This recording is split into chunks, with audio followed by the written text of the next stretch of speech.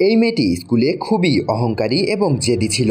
সে শুধু তার সহপাঠীদের বিরক্ত করত না, বরং শিক্ষকদেরও একদম সম্মান করত না, কারণ তার বাবা ছিল এক বড় গ্যাংস্টার। তাই কোনো শিক্ষকই তার সঙ্গে ঝামেলায় জড়াতে চাইতেন না। সবাই ইচ্ছা করেই তার সব অন্যায় এড়িয়ে যেতেন। একদিন সে আবার স্কুলের ছাদে এক মেয়েকে বুলি করতে শুরু করে। রাগের মাথায় সে তাকে একটি লোহার খুঁটির দিকে ধাক্কা দেয়। মেয়েটির মাথা খুঁটিতে লেগে ফেটে যায়, রক্ত ঝরতে থাকে এবং সে সেখানেই অজ্ঞান হয়ে যায়। কিন্তু সেই অহংকারী মেয়েটি জানতো না যে যাকে সে আঘাত করেছে তার বাবা কতটা বিপজ্জনক মানুষ। সেই মেয়েটির নাম ছিল জেনা। তার বাবার নাম দোহান, যাকে আন্ডারওয়ার্ল্ডের দ্য গবলিন বলা হতো। অপরাধ জগতে গবলিনের নাম নেওয়া বারণ ছিল।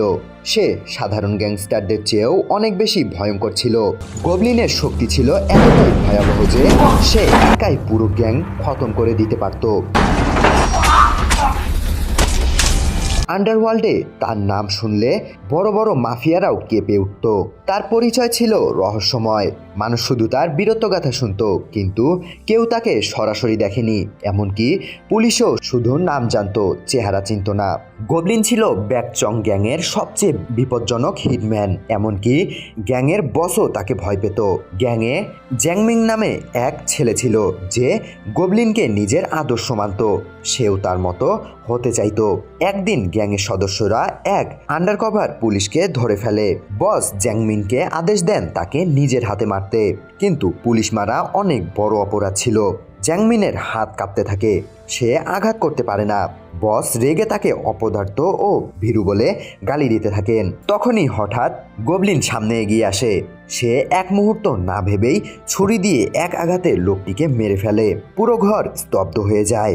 এটাই ছিল দ্য গবলিনের আসল আতঙ্ক। এই দৃশ্যটি জ্যাংমিনকে নাড়িয়ে দেয়। সে পরিষ্কার বুঝতে পারে যে তার আর গবলিনের মধ্যে আকাশ পাতাল পার্থক্য।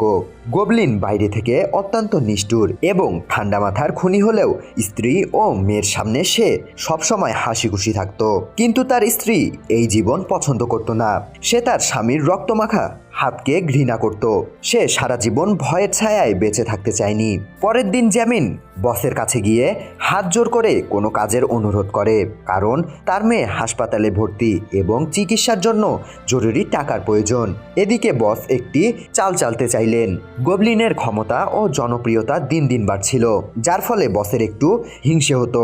তাই তিনি জ্যাংমিনকে একটি বিপজ্জনক কাজ দেন। তিনি বলেন, তোমাকে একজনকে মারতে হবে, আর সেই লোকটি আর কেউ নয়, গবলিনের নিজের গুরু। জ্যাংমিনের কাছে কোনো উপায় ছিল না। মেয়ের প্রাণ বাঁচাতে তাকে এই কাজ করতেই হতো।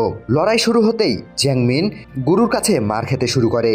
গুরু খুব সহজেই তার সব আক্রমণ আটকে দিচ্ছিলেন, কিন্তু তিনি জ্যাংমিনকে দুর্বল মনে করে একটু অসতর্ক হয়ে যান। সেই সুযোগেই জ্যাংমিন সর্বশক্তি দিয়ে পাল্টা আক্রমণ করে গুরুকে মেরে ফেলে। কাজ শেষ করে জ্যাংমিন বসের কাছে পাওনা টাকা চাইতে যায়, কিন্তু বস কথা দিয়েও খেলাপ করেন এবং খুব সামান্য টাকা দিতে চান। এ নিয়ে দুজনের মধ্যে কথা কাটাকাটি হয় এবং রাগে বস তাকে চড় মারেন। ব্যাস, এখান থেকেই সব বদলে যায়। জ্যাংমিন জ্ঞান হারিয়ে বসের ওপর ঝাঁপিয়ে পড়ে এবং ছুরি দিয়ে তাকে মেরে ফেলে। গবলিন যখন সেখানে পৌঁছায় তখন বসের মুমূর্ষ অবস্থা। ঠিক তখনই পুলিশ সেখানে চলে আসে। পরিস্থিতি দেখে পুলিশ মনে করে গবলিনই খুনি। গবলিন নিজেকে নির্দোষ প্রমাণ করার চেষ্টা করেনি, কারণ সে জানতো অপরাধ জগতে সত্যের কোনো দাম নেই। সে নিজেও এই জীবন থেকে হাঁপিয়ে উঠেছিল। সে জানতো একদিন না একদিন এমন পরিণতি আসবেই। গবলিনের 8 বছরের জেল হয়। 2 বছর পর তার স্ত্রী মেয়েকে নিয়ে দেখা করতে আসে এবং চিরদিনের মতো সম্পর্ক ছিন্ন করে চলে যায়। সে চায়নি তার মেয়ে একজন খুনির সন্তান হিসেবে পরিচিত হোক। এদিকে জ্যাংমিন নতুন গ্যাং লিডার হয়ে ওঠে এবং চারিদিকে রক্তগঙ্গা বইয়ে দিয়ে শহরের সবচেয়ে বড় ডন হয়ে যায়। 8 বছর পর গবলিন জেল থেকে বের হয়। এখন সে আর আগের মতো নেই। সে সাধারণ মানুষের মতো শান্তিতে বাঁচতে চায়, কিন্তু প্রতি রাতে তার স্ত্রী ও মেয়ের কথা মনে পড়ে। তাই সে সেই পুলিশ অফিসার চইয়ের সঙ্গে দেখা করে যে তাকে গ্রেফতার করেছিল। সে সাহায্য চায়। শুরুতে অফিসার চই বিশ্বাস করতে পারছিল না যে গবলিন সত্যি বদলে যেতে পারে। তিনি তাকে জ্যাংমিনের বিরুদ্ধে পুলিশকে সাহায্য করতে বলেন, কিন্তু গবলিন মানা করে দেয়। এরপর একদিন চই খবর পান যে গবলিনকে এক মদ্যপ ব্যক্তি খুব মেরেছে। তার মুখ ফুলে গিয়েছিল এবং শরীরে অনেক আঘাত ছিল। তখন চই বিশ্বাস করেন যে গবলিন সত্যি বদলে গেছে, কারণ 8 বছর আগে যদি এই ঘটনা ঘটতো তবে সেই মদ্যপ লোকটিকে টুকরো টুকরো করে ফেলা হতো। পরের দিন অফিসার চই নিজে গবলিনের সঙ্গে দেখা করেন এবং তার স্ত্রী ও মেয়ের ঠিকানা দিয়ে দেন।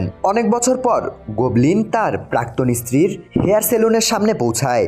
ভেতরে তাকাতেই সে তার স্ত্রী ও মেয়েকে দেখতে পায়। এত বছর পর তাদের দেখে তার চোখের জল বাদ মানে না। গত 8 বছরে তার স্ত্রী একাই মেয়েকে বড় করেছে, অথচ সে বাবার দায়িত্ব পালন করতে পারেনি। এই বোধ তাকে কুরে কুরে খায়। তখনই এক মদ্যপ লোক তার মেয়ের সঙ্গে অভদ্রতা করতে শুরু করে। গবলিন তাকে মারতে এগিয়ে গেলেও স্ত্রীর দিকে তাকিয়ে নিজেকে সামলে নেয়। সে এখন আর মারামারি চায় না। তার মেয়ে জেনা খুব বুদ্ধিমান। সে এক নজর দেখেই বুঝে যায় যে তার মা এবং গবলিনের মধ্যে কোনো বিশেষ সম্পর্ক আছে, কিন্তু মা শুধু বলেন যে সে তার একজন বন্ধু।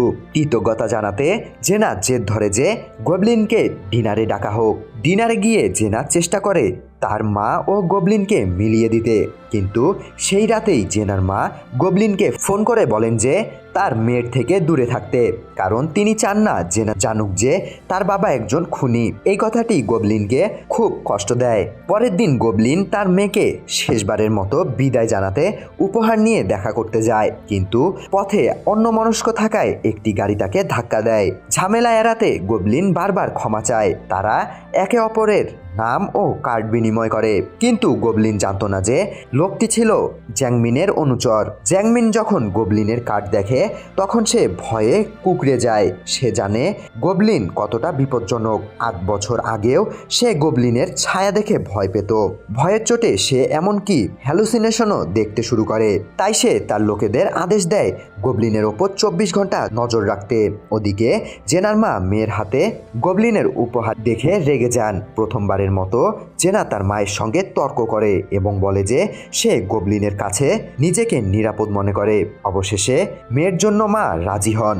বিকেলে জেনার মা গবলিনকে সেলুনে নিয়ে গিয়ে তার চুল কেটে দেন এবং প্রতিশ্রুতি নেন যে ভবিষ্যতে যাই হোক না কেন সে যেন জেনাকে কখনো হতাশ না করে। গবলিন সানন্দে রাজি হয়, কিন্তু অপরাধ জগৎ তাকে সহজে ছাড়ল না। শীঘ্রই জ্যাংমিনের লোকেরা গবলিনের কাছে পৌঁছায়। একজন লোক এসে গবলিনকে ঘুষি মারে, কিন্তু পরিবারের স্বার্থে গবলিন মুখ বুঝে মার সহ্য করে যায়। এই খবর জ্যাংমিনের কাছে পৌঁছালে সে তার লোককে মারে, কারণ সে গবলিনকে ভয় পেত। কিন্তু যখন সে শোনে যে গবলিন পাল্টা আঘাত করেনি, তখন সে মনে করে গবলিন হয়তো সত্যি দুর্বল হয়ে গেছে। এর মধ্যেই স্কুলে সেই দুর্ঘটনা ঘটে। জ্যাংমিনের মেয়ে জেনাকে ধাক্কা দেয় এবং জেনার মাথা খুঁটিতে লেগে ফেটে যায়। জ্যাংমিন স্কুলে পৌঁছে সবাইকে ভয় দেখিয়ে চুপ করিয়ে দেয় এবং মামলাটি টাকা দিয়ে ধামাচাপা দেয়। কিন্তু এক সাহসী মেয়ে গবলিনের কাছে গিয়ে সব সত্যি বলে দেয়। সত্যি জেনে গবলিন প্রথমে শিক্ষকের কাছে যায়, কিন্তু শিক্ষক ভয়ে মুখ খোলেন না। এরপর গবলিন জ্যাংমিনের মেয়ের সঙ্গে কথা বলতে গেলে জ্যাংমিনের লোক তাকে লাথি মারে। জ্যাংমিন খবর পায় গবলিন স্কুলে এসেছিল।